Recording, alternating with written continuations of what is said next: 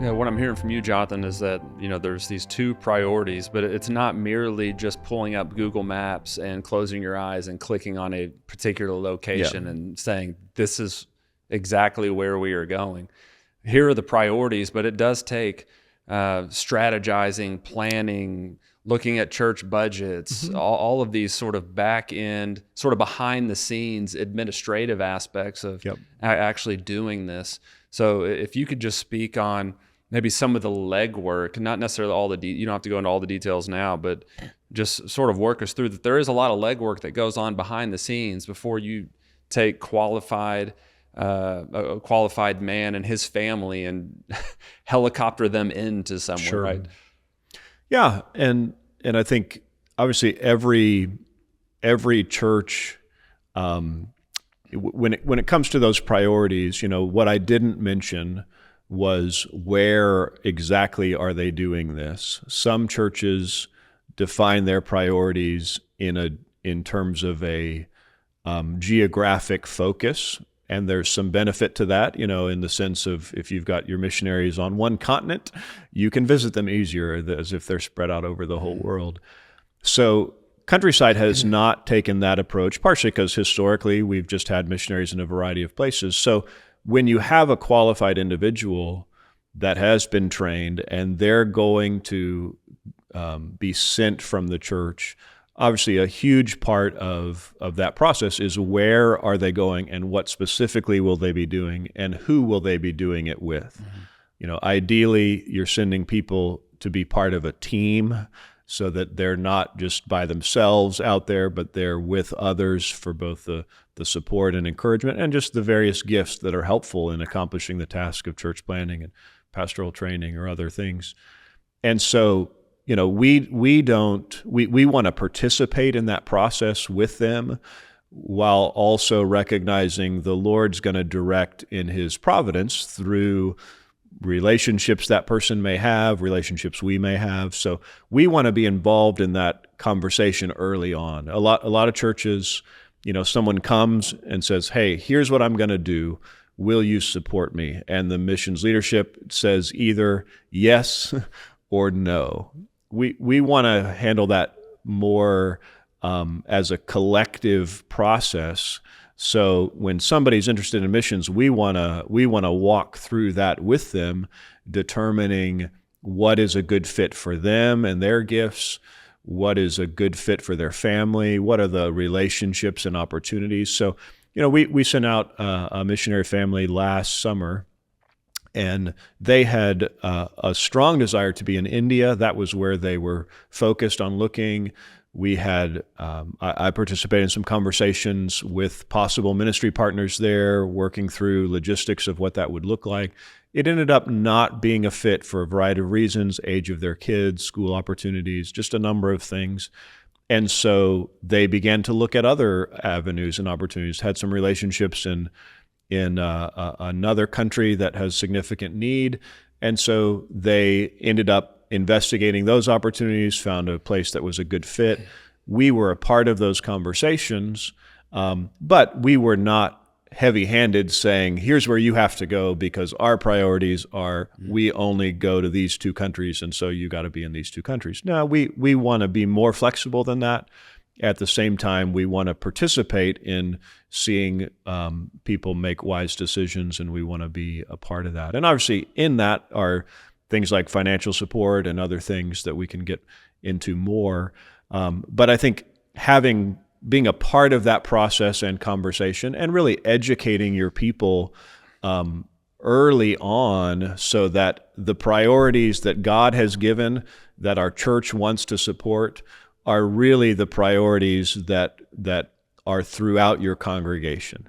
I think it's been neat over the years to see our whole congregation gain a clearer perspective of what are the priorities in missions and what are we about and why. And so when you start to see not just the leadership understanding these priorities, not just those who are interested in missions understanding these priorities, but you start to see the congregation as a whole saying, yeah, that's what we should be about. Then the people who are interested in missions from your church, what are they going to be passionate about? Well, they're going to be passionate about those things because they've been well taught that this is what the Bible calls us to. But the leadership team or elders ought to be a part of that process from early on. Obviously, there's missionaries we support who are not sent from countryside. We'll talk more about that later on as well. So that's a different dynamic and relationship, but their local church, their sending church and elders should be involved in that process with them as well. And again, that's something that an agency can play a helpful role in. So choosing an agency is another significant decision for a missionary. And I think that's something, again, the missions leadership and multiple elders should be a part of that process with missionaries we're going to send, helping them to evaluate what's a good fit for them, what's an agency that's going to serve their needs well and connect them with others who are like-minded in that focus and approach. And so that's all things that, as missions leadership team, we don't dictate every decision, but we want to be a part of that. And we've just seen the missionaries we're going to send out are really thankful for that. They want that. They embrace the fact that we serve under the oversight of our elders, and that's a blessing. It's not it doesn't mean we don't get to do what we want to do. It means we've got a team of godly people helping us to think through this who are invested with us. And so they appreciate that, and they really value that input. And I think that's part of that confirmation process, people who want that input.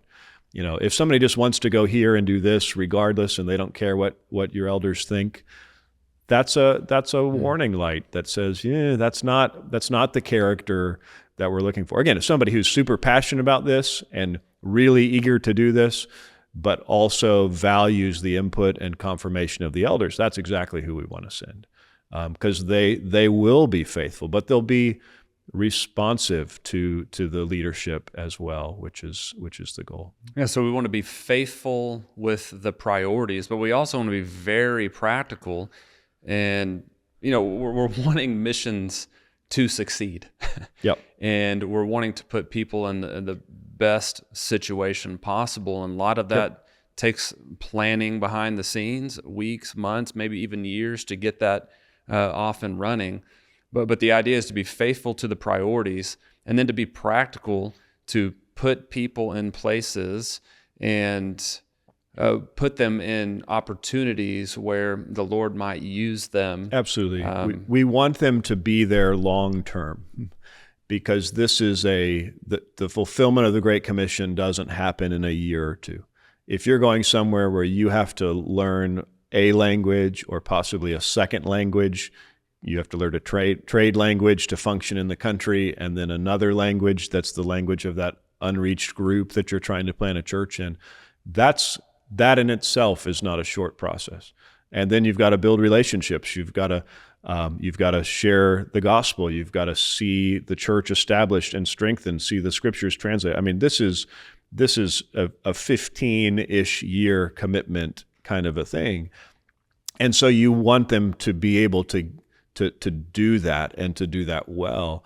And so there is an intentionality to say, what is a good, as best we can tell, what is a good fit for your giftedness and team, so that you can thrive in what is a very difficult endeavor. And so, like this family we sent last year, they're older than most typical missionaries going out. So they had older children, high school age children, one in college. And so where their children could go to school while the mom and dad are learning the language was a very important factor in their longevity of being able to be on the field. Their kids needed to be in a place that was healthy for them, transitioning much later in life than what is often the case for those going into missions with younger children. And so that was a very strong practical consideration. And they're older, so they're going somewhere where they can learn one language and function in that, not where there's a need to learn multiple languages. And all those things play into wise decisions, who they're going to be partnered with, what kind of fit that is, do they work well together? All those things play a key role in the longevity of that missionary serving in that place. And all those things should be considered and talked through together. Yeah, so you're saying we're going to enter into a relationship with someone for 15, 20 years, hopefully longer. Yep. That's a long time. It is. That's a lot of investment. There's a lot of moving parts over those couple decades of a relationship. So it's crucial then that we partner with the right people, right? Yep. That would be our hope and our goal long term, not enter into a partnership with someone and send them out, and 2 months later it ends up being a disaster for many reasons or on many levels. That could happen. But long term, we're looking at 20, 25 years. So let's talk about what it looks like to partner with someone, who we're wanting to partner with, and why do we want to have certain criteria to help us navigate who we're going to enter into these long-term relationships with. Absolutely. We want to be excited to bring on and send out new missionaries. We also want to be thoughtful in that process. Like you said, it's not something to enter into lightly. Biblically, it's important that we're careful who we partner with.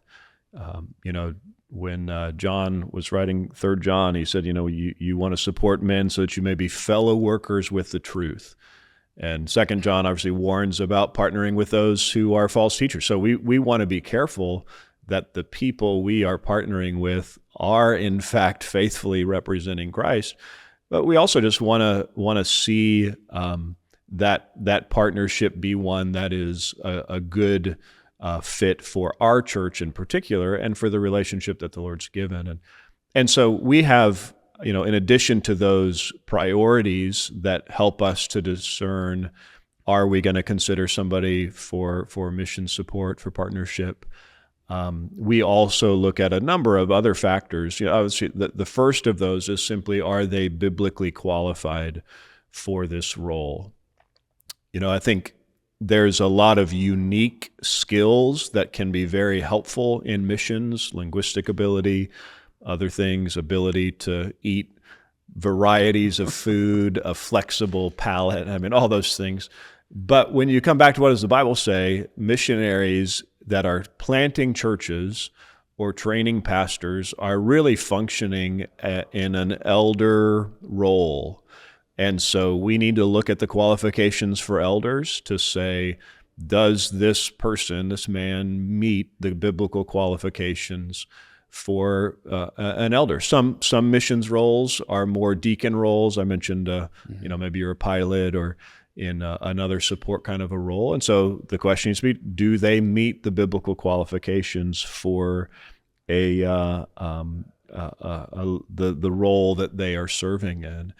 And that needs to be tested in the context of a local church. And so if we're going to send somebody out from Countryside, we want to be getting to know them, getting to discern their character, their giftedness, their ability to teach, their ability to lead, as demonstrated first in their own home, but then in the context of the church, so that we know this person is biblically qualified for the role that we would send them. Yeah, so we're saying, you have to do your due diligence here, right? And there's only so much you can do. I think of the apostles in Acts 8 with Simon, who had, on the surface repented and believed, and then, ultimately walked away from the faith, right? He was in it for the wrong reasons. You can do your due diligence by laying out these qualifications, this criteria. That's what we're called to do. Yep. And then we let the Lord handle the rest of those things. Absolutely. But it does take time to invest in and get to know someone. Obviously, we want to send missionaries who still have a lot of life and vitality left and can learn a language. So it's not that they have to be, older men, but they need to be men who are clearly on on a track of maturity and faithfulness in those ways. And I think, again, that takes time and investment in the local church to get to know someone. So we want to send people who are elder qualified or biblically qualified. We also want to send those who are doctrinally aligned with us. We view missionaries really as an extension of our church leadership functioning in another context. And so we want to send those who are like-minded with us doctrinally, who we have confidence in what they're going to teach and the kind of church they're going to establish. And so we want to make sure that there is a doctrinal agreement with our church, obviously with those we send out of Countryside and those from outside that we would connect with. And then a third thing that really drives the practical decision-making for us is we want to send missionaries who are Countryside connected, who have a relationship with our church. And this looks, different, and we actually have a grid that the elders have put together to help the missions leadership team evaluate potential missionaries. And one of the axes of that grid is the priorities that we've established, and the other is really their relationship to Countryside. So we have missionaries for whom we are their sending church. They have been a part of our church. Our elders have primary responsibility for oversight of them, and we are sending them out. Some of those are homegrown, we call them. They grew up at Countryside. They were equipped here. They maybe came to Christ, were trained in our youth group, college group.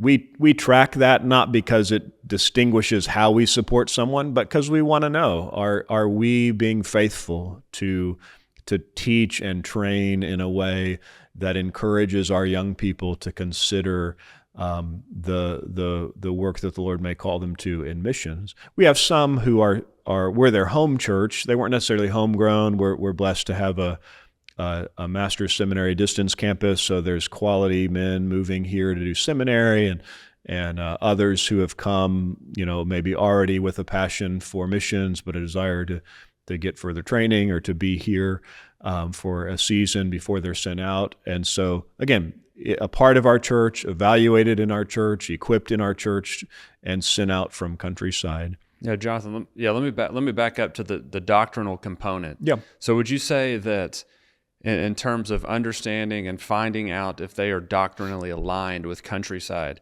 does that come through several informal conversations, formal conversations? Are we asking them to read and understand our doctrinal statement? I mean, what does that just look like practically? Sure. So when we connect with a potential missionary, if they are from Countryside, they would have gone through our membership process at Countryside. In that process, they would have read our doctrinal statement, distinctives, constitution, all those things, noted any difference. We have a missionary application for those who are outside our church that asks them to do the same thing. So there is them reading our doctrinal statement, affirming that, or noting any differences. But then we do have interaction, face-to-face interaction, where we discuss those things as well. And generally, we are also evaluating the person's sending church. So if we're going to support a missionary who's not from Countryside, we want to know what church are they from, and is that church doctrinally aligned with us as well?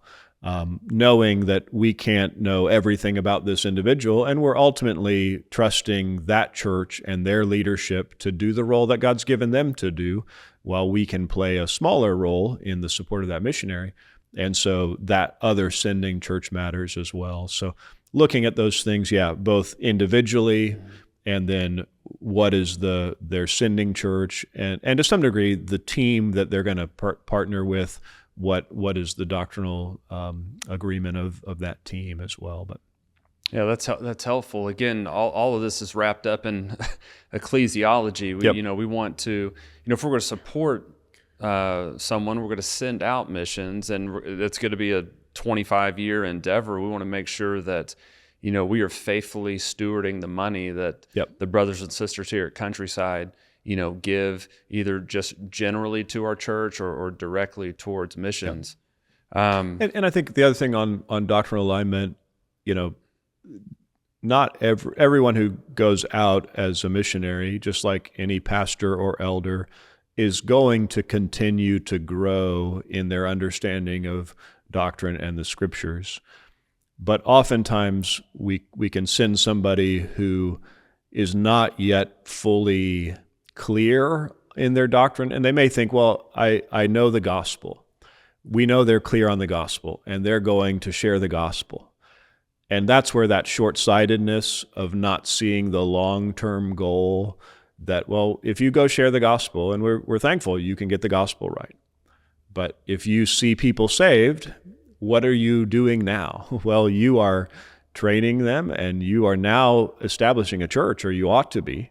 And so you need to be at a level of doctrinal understanding and agreement that you can not only start the process of missions well, but that you can see that through. And I think that's where, in our zeal sometimes to send missionaries, we can maybe not do all the training and equipping doctrinally on the front end because we're just in a hurry to get, or they're in a hurry to get to the field. And again, we don't want to drag it out indefinitely, but we do want to see them equipped not only to share the gospel initially, but to see and train and lead a healthy church long term. And so that's something that, again, I think we've seen the importance of over the years, and try to be careful to send those who don't just check the box that I affirm this doctrine and this doctrinal statement, I don't have any difference, but that really understand and can defend that doctrine, because that's what they're going to need to do on the field. So it's not just, yeah, I think I agree with your doctrinal statement. It's I have thought about and studied and biblically come to the same convictions as where you are. Now, to send people out and to support them weekly, monthly, yearly, this isn't free, right? No. There are finances that are involved and need to be a regular thing in the missions world to support those we send out. So let's discuss what it looks like from a financial standpoint to maybe raise money, generate money. What does that whole world of finances look like in this conversation? Are you thinking more from the missionary side, or as we think about that from the church? From the missionary side. Yeah, so a missionary who's going to go to the field and serve for an extended period of time, generally they're going to be financially supported by others and in individuals and churches. There are times where believers have an opportunity to work in another country.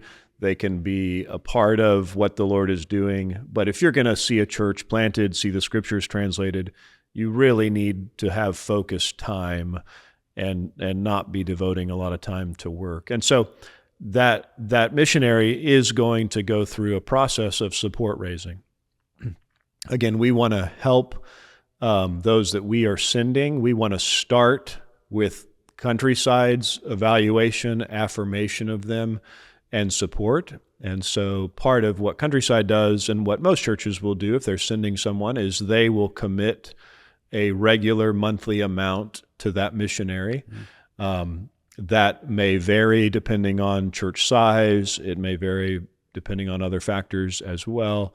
But that's going to be a starting point. And then the goal would be that they are going to connect with other churches that are like-minded. We will do things to help our missionaries, like, maybe Tom will write a letter of recommendation, and they can include that when they contact like-minded churches, so they know that they're sent from Countryside and we're vouching for them and engage. And they're going to connect with other individuals. Some of those will be in the process in our own church or others that they know. So it's a mix of relationships we have as a church and relationships they have as an individual that are working towards getting that support. And primarily in that support, we're talking ongoing monthly support to keep them there long term. Missionaries also are raising generally one-time support to get them there.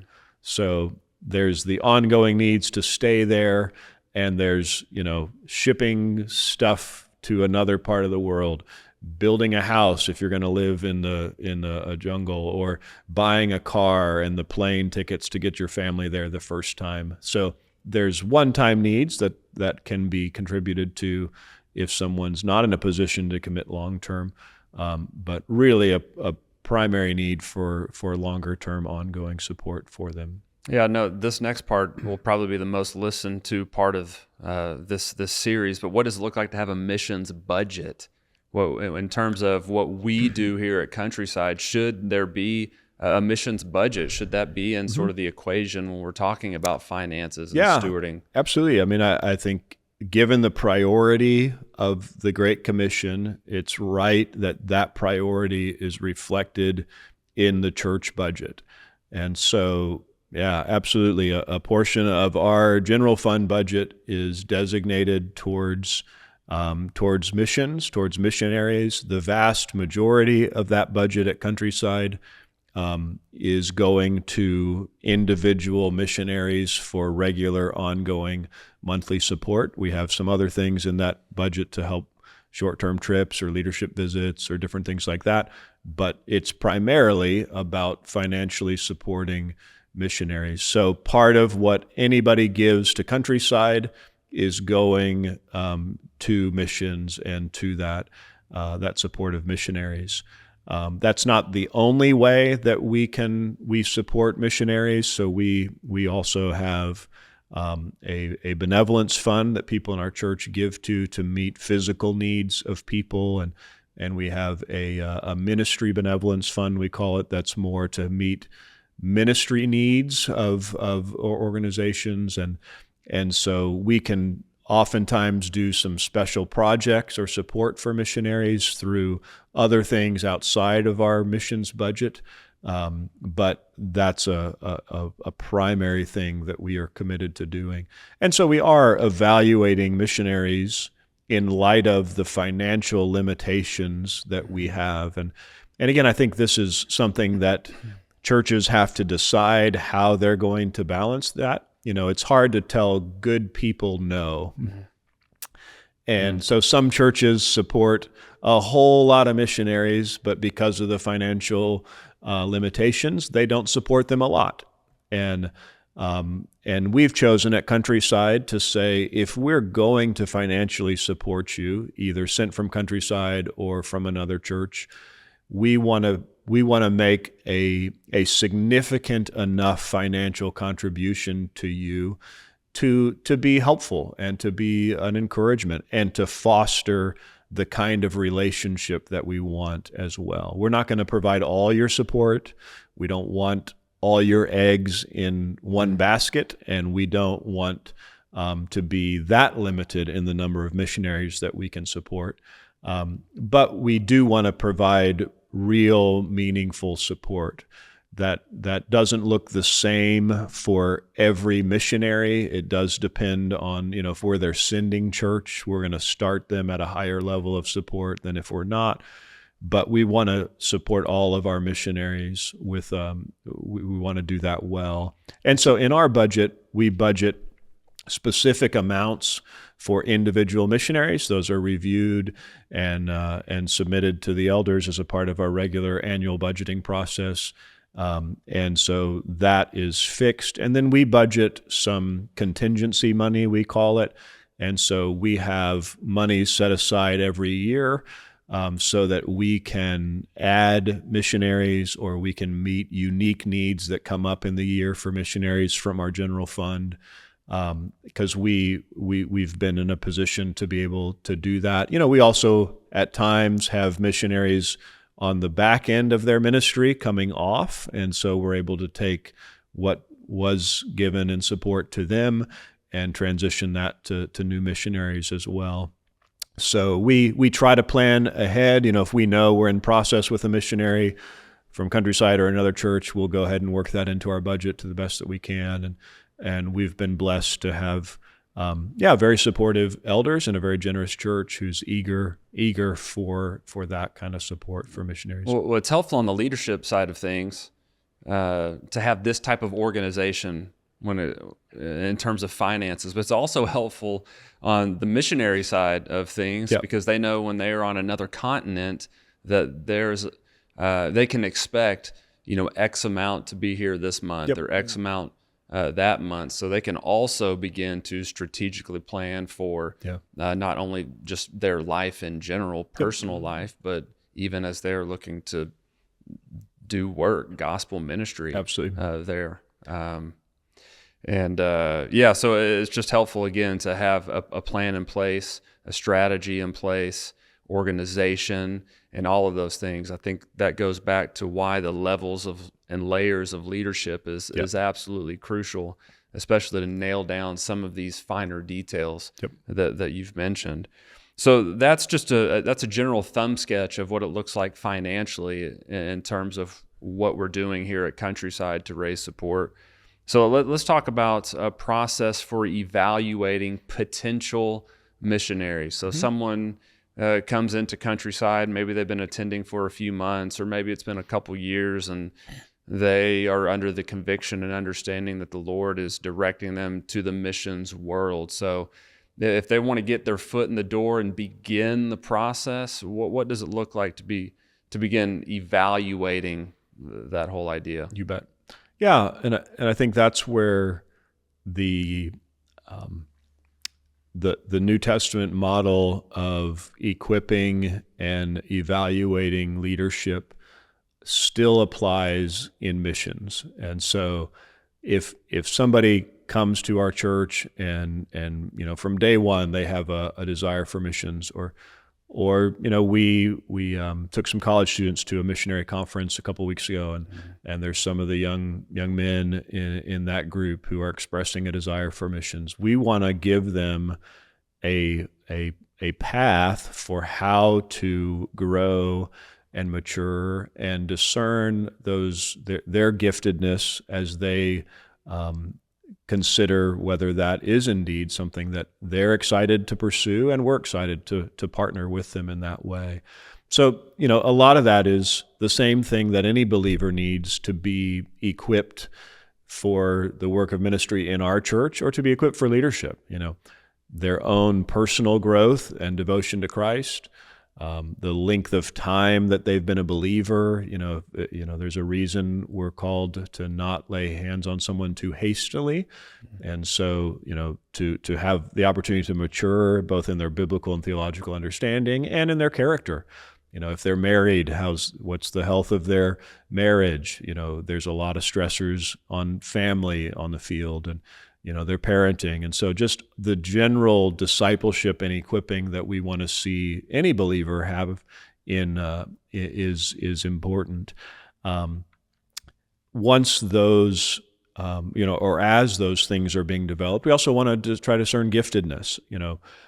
Most missionaries need to be able to teach. That's an elder qualification, and it's a key role in what they're going to be doing. Again, it may look very different than what it looks like in our home church, but they need to be able to study and understand the scriptures and communicate those things clearly.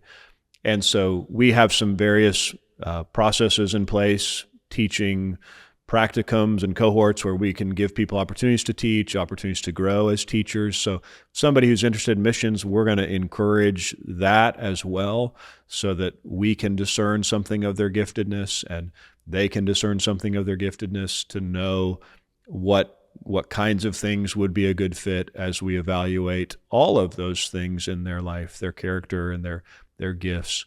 Once somebody is really clearly committed and gifted for that, or they're close enough to that.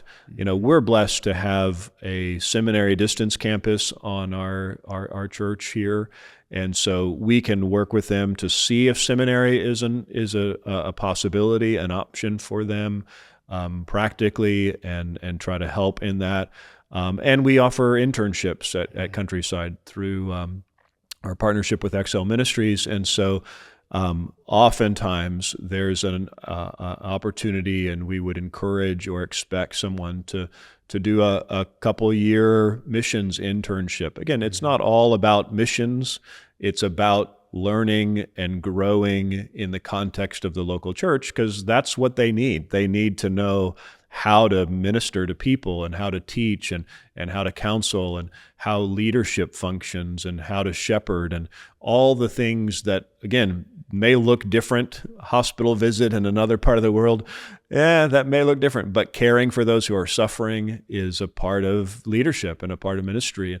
And so we want to help them to develop their giftedness and experience. We do have things in a missions internship that are more specifically focused on missions, both evangelism and understanding issues in missions, and things that we want to make sure that they're thinking carefully about, and we've been able to talk through with them before we would then go through a more formal ordination process to send them to the field. So it's, in some ways, it's not a short process. You're talking years, not months, but we want to be intentional in that process to help people to know what is the next step and how do you continue to demonstrate faithfulness in the church. And that's ultimately the best thing a person can do, is demonstrate faithfulness in the church. We want to send people to do what they're already doing. Again, it may look different, but we want to send people who are faithful and committed in those ways.